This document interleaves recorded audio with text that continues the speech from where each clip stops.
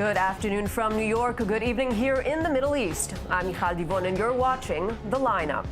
Tonight, an assassination plot foiled. Let's take you live to Nablus, where a dramatic plan to kill 3 leading Fatah officials has been revealed. Palestinian authorities arrested a cell of 4 people planning to assassinate 3 officials in Nablus. 3 of the 4 arrested are members of Palestinian security services. The Palestinian General Intelligence Service made the arrests 2 months ago, but only revealed the information today in what is seen as a major concern for Palestinian leadership. We'll be live with our correspondent in Nablus in just a few minutes, but first Eli Hochenberg has the key details. Ghazan Ashaka, the mayor of Nablus, Jamal Tirawi, a member of the Palestinian Legislative Council, and the Secretary General of Fatah, Amin Makboul, all 3 at the crosshairs of a foiled assassination plot. A top Palestinian security source has revealed that the PA General Intelligence Service arrested a cell planning to assassinate the 3 Fatah officials in the West Bank city of Nablus. According to the source, the cell, composed of 4 people, 3 of them members of the Palestinian Security Services, was arrested 2 months ago. One of those arrested was a high-ranking PA security official. The source further said that the Palestinian Security Services are still searching for other cells they believe to exist in the West Bank. Political tensions within the Fatah movement have been rising for a while now. In a recent interview to the BBC, Mahmoud Abbas's main opponent, Mohammed Dahlan, said he will not allow Abbas to destroy Fatah, indicating a political showdown might be nearing. And Mohammed Al-Qasim joins us now from the West Bank, our senior Middle East correspondent. Good evening to you, Mohammed. What's the latest? Well, the Palestinian intelligence has said that they are still looking for more cells, such as the one that they've arrested 2 months ago. A cell that was composed of 4 people, 3 of them members of the security forces here in the Palestinian Authority in the West Bank. One of them is a high-ranking security official. This is a very worrying news for the Palestinian Authority, as it puts more pressure on President Abbas and also on the Palestinian Authority to try to find out. The PA has been cracking down on its opponents as of late, but they have not really been expecting such cells to exist in the West Bank, trying to assassinate such high-level Fatah members. Mohammed, who is believed to be behind this planned assassination? No one came out today from the Palestinian Authority, and no one has pointed the finger on anyone. But I've talked to some people. One of them is a high-ranking intelligence officer here in the Palestinian Authority. He is from the city of Nablus, and he pointed the finger at Israel as well as the expelled Fatah member Mohammed Dahlan. He said that Dahlan has been working very closely with Israel, and he accused him of trying to undermine the authority of President Mahmoud Abbas and trying to destabilize the West Bank in order for him to either take over here in the West Bank and take over the presidency from President Abbas, or at least allow someone who's close to him to take part or become in charge of the Palestinian Authority. But Michal, let me add something. As we speak right now in Ramallah, in front of one of the refugees camp in Ramallah, and to be exact, Mukhayyam al-Am'ari, the Am'ari refugee camp in Ramallah, there are clashes happening between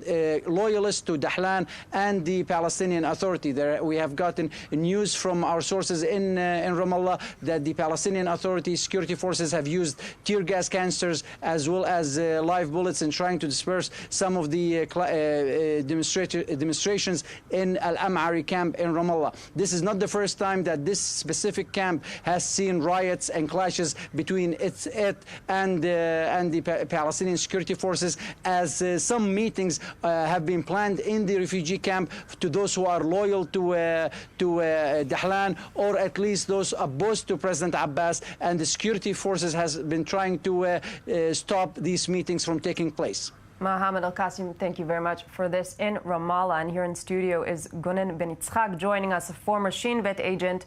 Thank you for being here with us this evening. Sure. So tell us, how surprised were you by this revelation?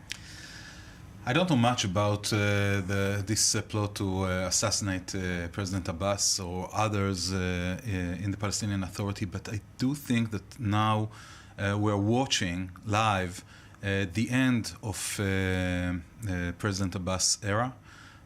President Abbas is not young. The problem is that he never nominated anybody to come after him.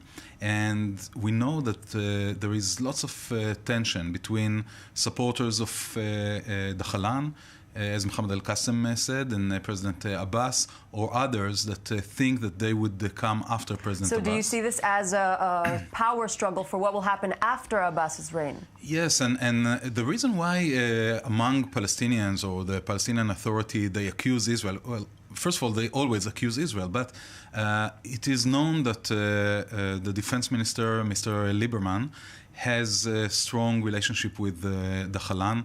There's always this feeling that maybe Lieberman and the Khalan, they have some kind of communication.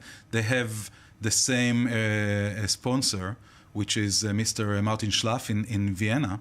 And maybe someone thinks that the Khalan would be the right fit to replace President Abbas, and this is probably why Palestinians think that Israel is behind this plot. Okay, but Gunan, I'd like your reaction on the fact that 3 out of 4 of those arrested were part of the security services, the Palestinian security services, which work very closely with Israel. How does Israel see this?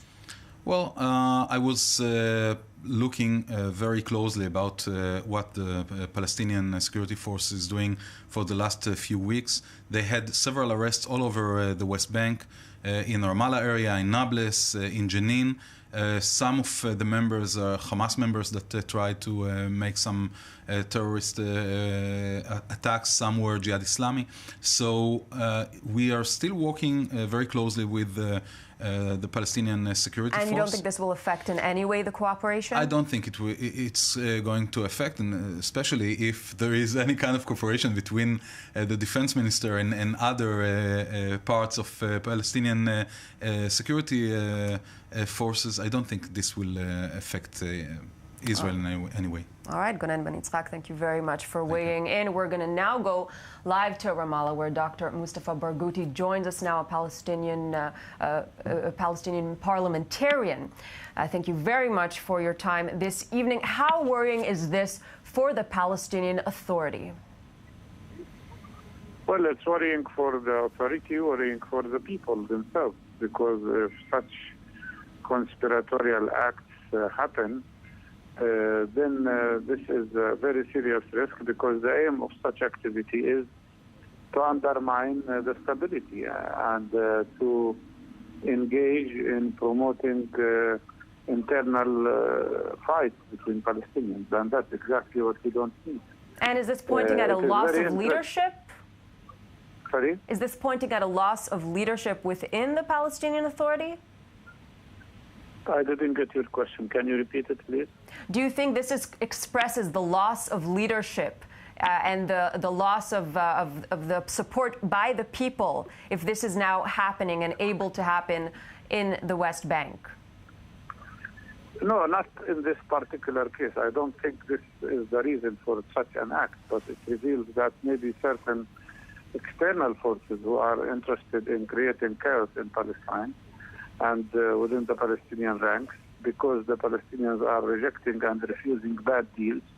Those are the groups and parties that probably are promoting such activities. We cannot prove that, but always when we had such bad incidents, there was an external hand trying to use them to undermine internal stability. But also, you are right in one thing, which is that this is a reflection of the fact that we don't have internal unity. And that's the most important task for Palestinians today should be to end internal divisions and unify in a unified leadership. Now, Dr. Barghouti, you're mentioning external forces. Where exactly are fingers being pointed? Well, we had terrible experiences before when Israeli intelligence groups tried to play this game.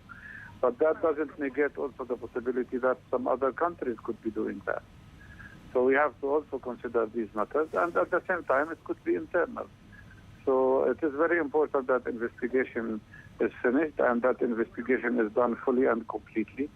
And most important, that the information should be known to the public.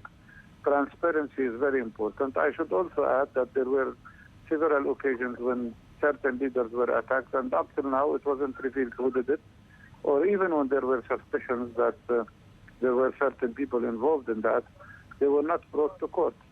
So it is important that all these cases are followed thoroughly and to the end.